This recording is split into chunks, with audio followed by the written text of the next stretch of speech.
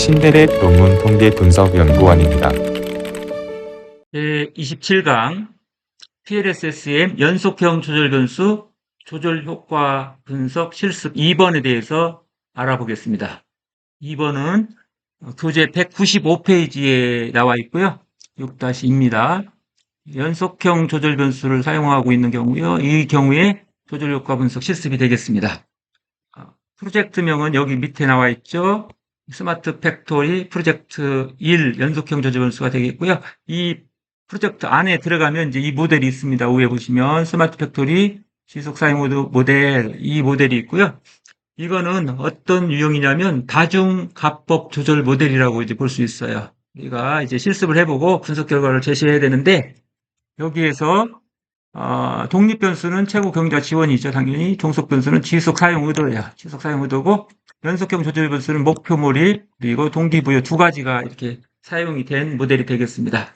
가설을 보시죠. 가설은 먼저 목표 몰입과 최고 경영자 지원을 곱한 것이 되겠죠. 이게 상호작용 항이 될 텐데 이거에 대한 가설입니다. 직원들의 목표 몰입은 최고 경영자 지원과 지속 사용 의도 간의 관계를 조절할 것이다. 이렇게 가설을 수립할 수가 있고요. 그 다음에 동기부여하고 이제 최고 경영자 독립 변수를 곱한, 이것도 상호작용 두 번째잖아요. 또 가설을 세울 수가 있는데, 이 동기부여는 최고 경영자 지원과 지속 사용 의도 간의 관계를 조절할 것이다. 이렇게 이제 가설을 두 가지로 설정할 수가 있겠습니다.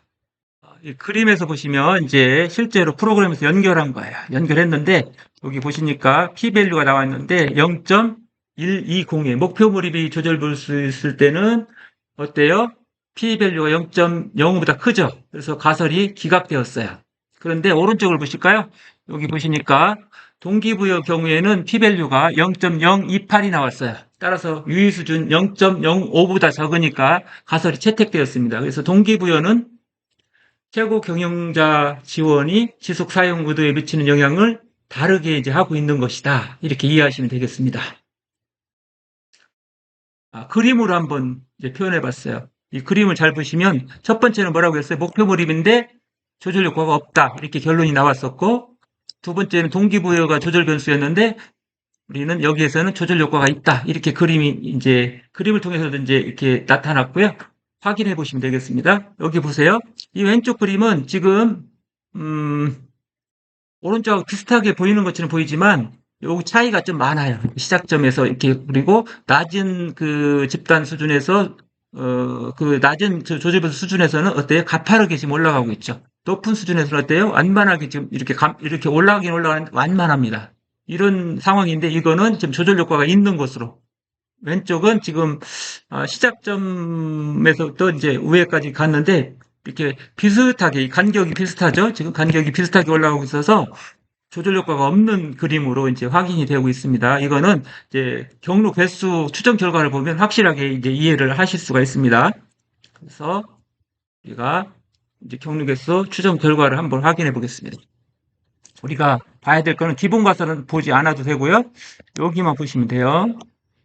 보시면 되는데 이 부분이 바로 상호작용 항이 되는 거죠. 상호작용 항이 되고, 목표 몰입이 조절 변수로 사용됐을 때는 조절 효과가 없어요. 조절 변수가 안 나타났고, 동기부여가 이제 우리가 조절 변수 사용되었을 때는 지금 뭐예요? 나타났죠. 이렇게 조절 효과가 있는 것으로 이렇게 보실 수가 있겠습니다. 교재 195페이지 통계 실습 6-1을 함께 실습해 보도록 하겠습니다. 먼저 파일로 들어가겠습니다. 파일 메뉴로 들어가셔서 쭉 내려오셔서 왼쪽 마우스로 임포트 프로젝트 프롬 백업 파일 눌러주세요. 누른 다음에 스마트 팩토리 프로젝트 1번 연속형 변수를 선택하시고 열기 버튼 눌러주세요. 그리고 세이브. 그런 다음에 우리가 할 일은 뭐예요? 들어가서 모델로 들어가야 되겠죠? 모델로 들어가시고 조금 오른쪽으로 이제 보내보겠습니다. 이렇게 해놓으시고요. 이 정도 해놓으시고, 그 다음에 뭐를 해야 돼요? 우리가 조절제 변수를 연결하는 일을 해야 되죠.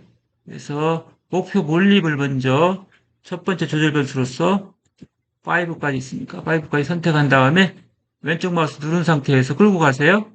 끌고 가서 놓으시고 이거를 명칭을 바꾸죠. 뭐라고요? 교재처럼 목표 몰입으로 목표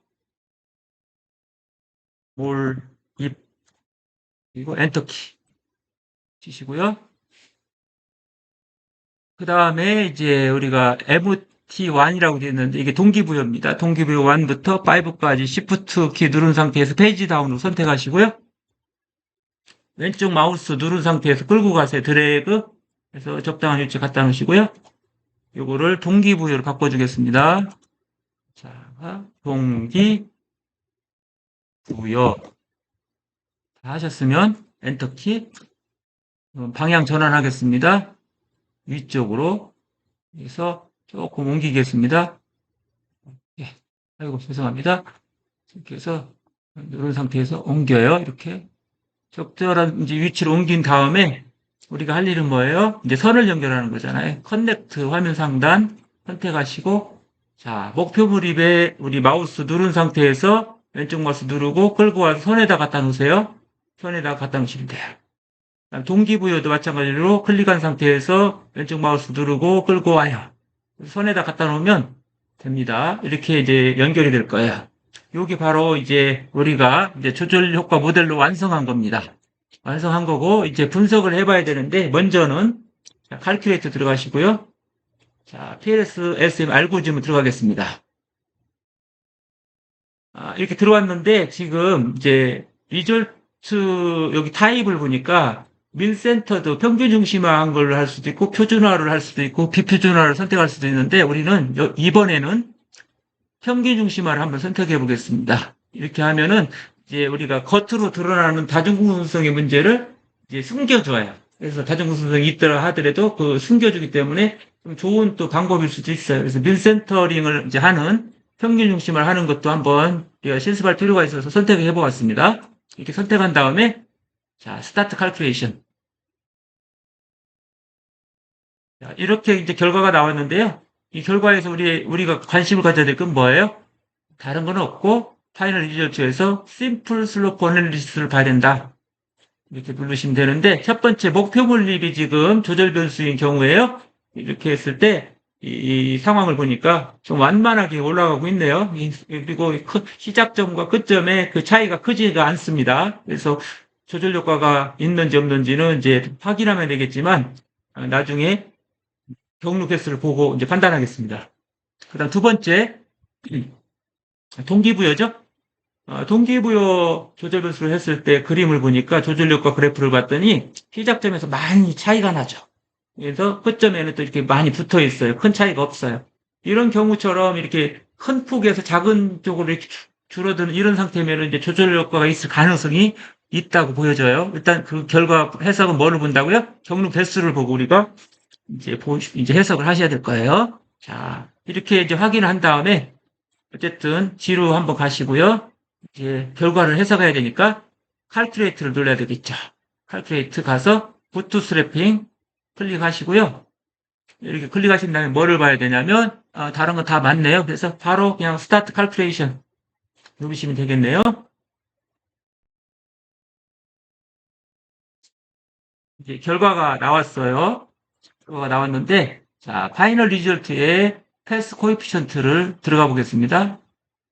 그러면은 다른 거는 볼 거 없고요. 목표 몰입하고 지금 최고 경쟁 지원이 상호작용으로 나와 있고 여기서 목표 몰입이 조절 변수인 경우에요. 이렇게 지속구도에 미친 영향을 봤더니 0.120이 나왔어요. 그래서 유의적이지 않기 때문에 조절 효과가 없는 것으로 첫 번째 목표 몰입은 나왔고요. 두 번째 동기부여 조절 변수를 했을 때 상황을 보니 어때요? 이거는 지금 P 값이 0.028이 나와서 유의 수준 0.05 수준에서 통계적으로 유의합니다. 그래서 조절 효과가 존재하는 것으로 이렇게 나와 있습니다. 우리의 교재 201페이지를 한번 이제 보시면요. 제가 해설을 해놨는데 해설을 한번 같이 보겠습니다. 자, 분석 결과를 보면 먼저 목표 몰입과 최고 경영자 지원을 상호작용하니 표준화 개수가 얼마 나왔냐면 0.152로 유의적이지 않은 것으로 나타났기 때문에 조절 효과가 없어서 가설 1은 채택되지 않았다. 이렇게 나왔고요. 다음으로 동기부여와 최고 경영자 지원을 상호작용한 표준화의 개수가 마이너스 0.159로 유의수준 0.05에서 유의적인 것으로 나타나서 조절 효과가 있어서 가설 2는 채택되었다. 이렇게 나와 있고요.